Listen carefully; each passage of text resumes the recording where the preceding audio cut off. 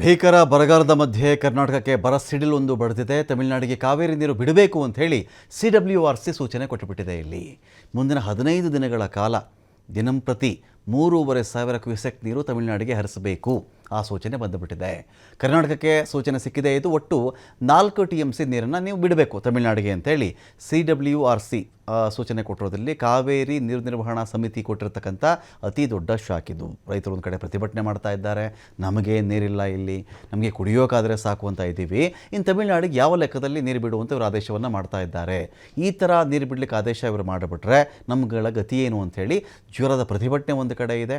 ಒಂದು ಕಡೆ ಮೇಕೆದಾಟು ವಿಚಾರದಲ್ಲಿ ಯಾವ ರಾಜ್ಯದ ಅನುಮತಿ ಬೇಕಾಗಿಲ್ಲ ರೀ ಅಂಥೇಳಿ ರಾಜ್ಯಸಭೆಯಲ್ಲಿ ಮಾತನಾಡಿದ್ದಾಯಿತು.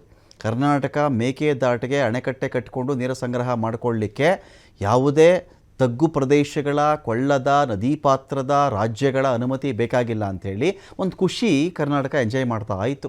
ಒಳ್ಳೆ ಸುದ್ದಿ ಕೊಟ್ರಪ್ಪ, ಇನ್ನೇ ನಮ್ಗೆ ಯಾರು ರಾಜ್ಯಗಳ ಪರ್ಮಿಷನ್ನು ಬೇಕಾಗಲ್ವಂತೆ ಅಂತ ಖುಷಿಯಲ್ಲಿ ಇರಬೇಕಾದ್ರೇ ಇದೊಂದು ಆರ್ಡ್ರ್ ಬಂದುಬಿಡ್ತು. ಈ ಆರ್ಡ್ರ್ ಬರ್ತಾ ಇದ್ದಂತೆಯೇ ಮಂಡ್ಯದಲ್ಲಿ ಏನಾಯ್ತು, ಜೋರಾದ ಒಂದು ಪ್ರತಿಭಟನೆ ಆಗಿದೆ.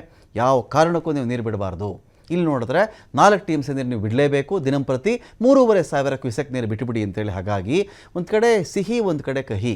ಏನು ಮಾಡ್ತಾರೆ ಇದೀಗ ಮುಂದಿನ ದಿನಗಳಲ್ಲಿ? ನೀರು ಬಿಡ್ತಾರಾ, ಬಿಡಲ್ವಾ? ಇದಕ್ಕೆ ಮತ್ತೇನಾದರೂ ಇನ್ನೊಂದ್ಸಲಿ ನೀವು ಮೀಟಿಂಗ್ ಮಾಡಿ ಅಂತ ಕೇಳ್ಕೊಳ್ತಾರಾ ಗೊತ್ತಿಲ್ಲ.